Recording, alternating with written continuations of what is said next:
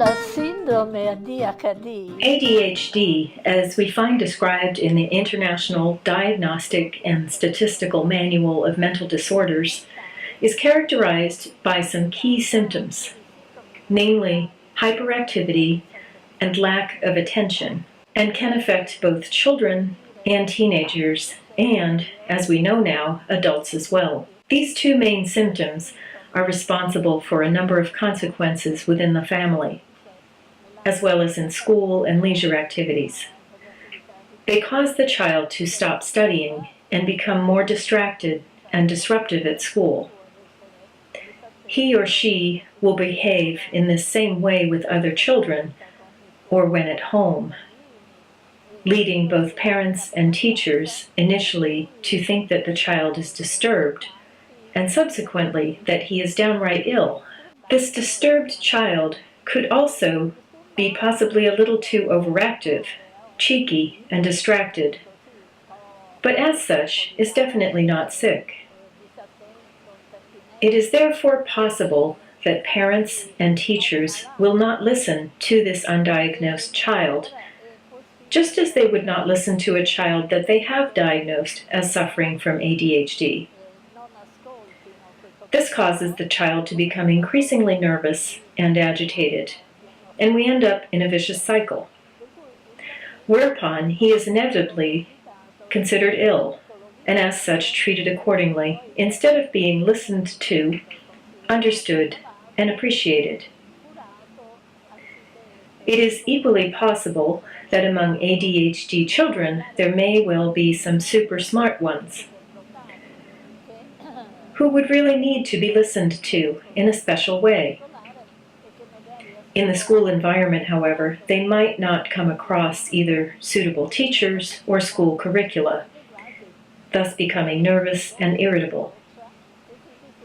This is the type of vicious cycle that would lead everyone to feel uneasy and consider him a sick child.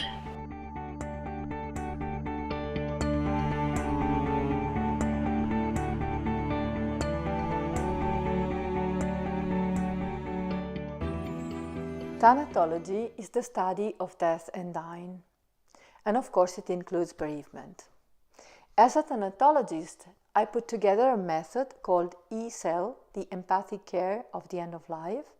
I have applied it for more than 20 years, spent caring for the dying. It is the combination of one of the greatest thanatologists of the planet, the Tibetan, and the most advanced studies in quantum physics and neuroscience. Therefore, this method is compelled to a continuous updating with new discoveries. It was while caring for the dying and for the bereaved that I met children with ADHD, inside their families or more often in their own classroom, where the team I'm part of was called to support the children bereavement when a child or a teacher has passed away. The suffering of the end of life has many points in common with the suffering that goes with ADHD. The dying and the child are both, for a number of reasons, eminently empathic, and the people who care about them are extremely involved in their suffering.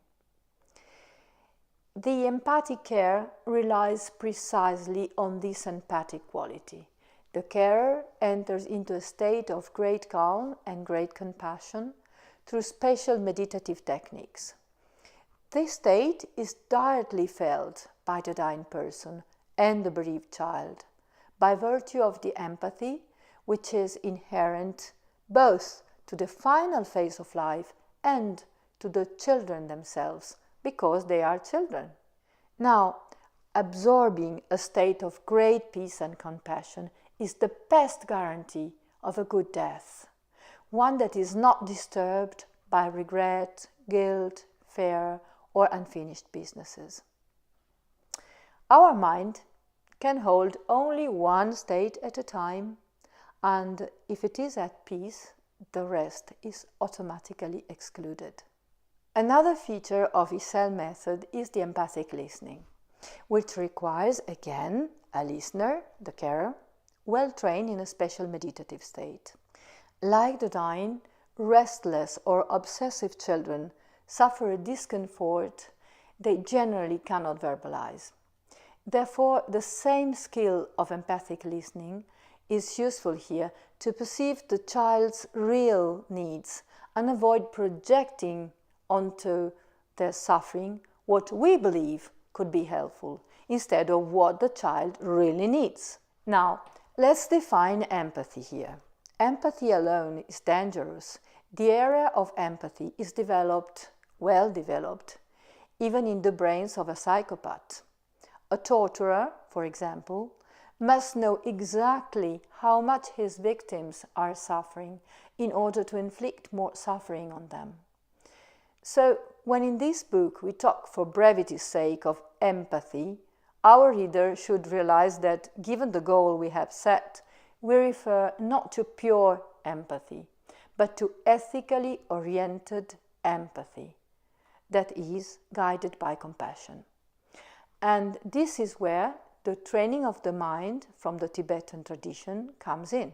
The person carrying on the meditative techniques of compassion is therefore the carer, the adult who cares for and listens to the restless child.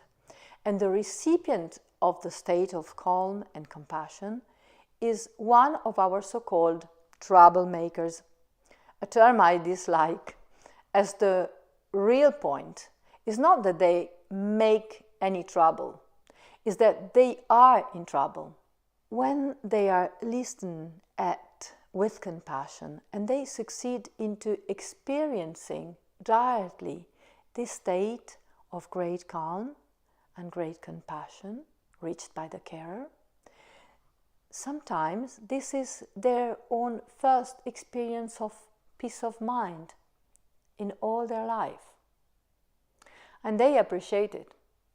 So afterwards they want to live it again and again and again, and this creates for the adult the space for training them in meditation and compassion as well. Empathy is a way to know the other from inside themselves, but we do not melt with them. We remain distinct from him or her. Distinct, but not distant.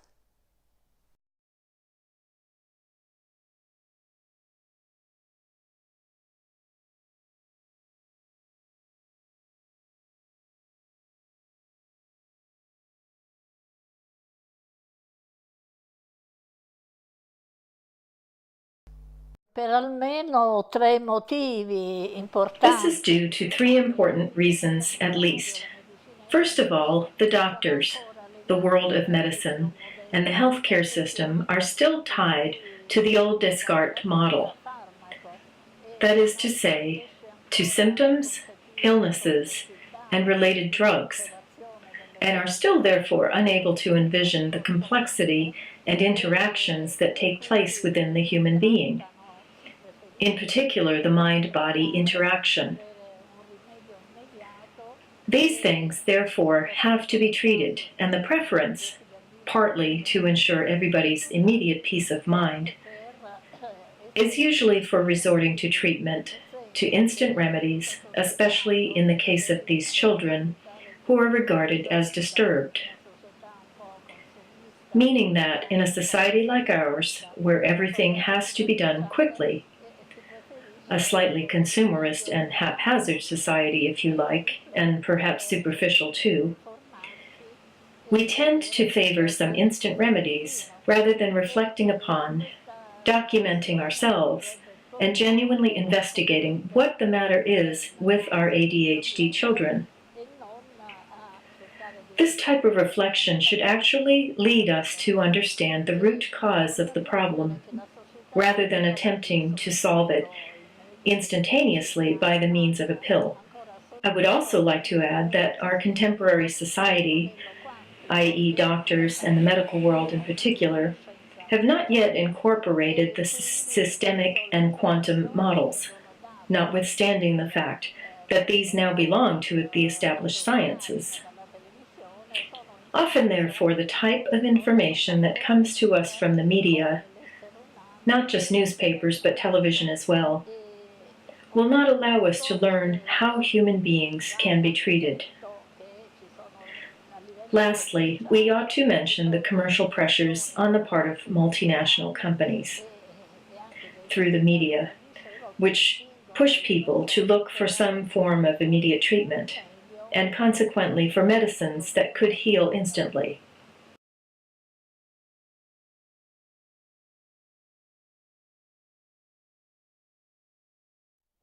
Yes, definitely.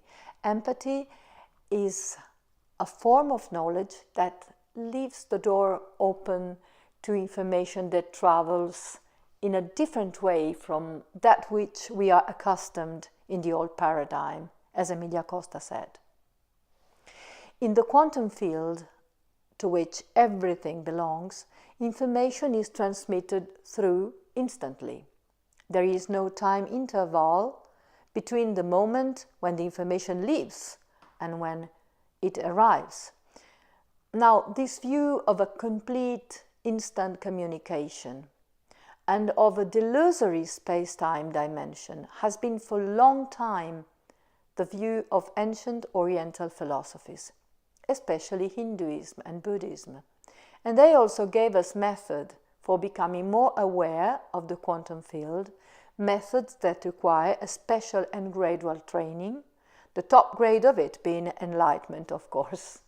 And the last decade has seen the beginning of a vast neuroscientific and anthropological inquiry, both in North America and Europe, into the techniques that these traditions have developed to achieve this brilliantly intuitive state. In particular, we are seeing top-level research into meditative techniques that behave to the Tibetan Buddhism. The state we are looking for is very different from the usual state of mind, in which we keep identifying ourselves with our thoughts and our emotions, which are by nature very changeable and above all, as everyone knows, die when the body dies, as confirmed by the flat electroencephalogram when we pass away. What happens is that we experientially discover a different state, transcending thoughts and emotions, as well as subject and object, which means that we discover we are not just our thoughts and emotions. We can dwell stably in that state if only we learn first how to achieve it, and once there, how to ignore distractions.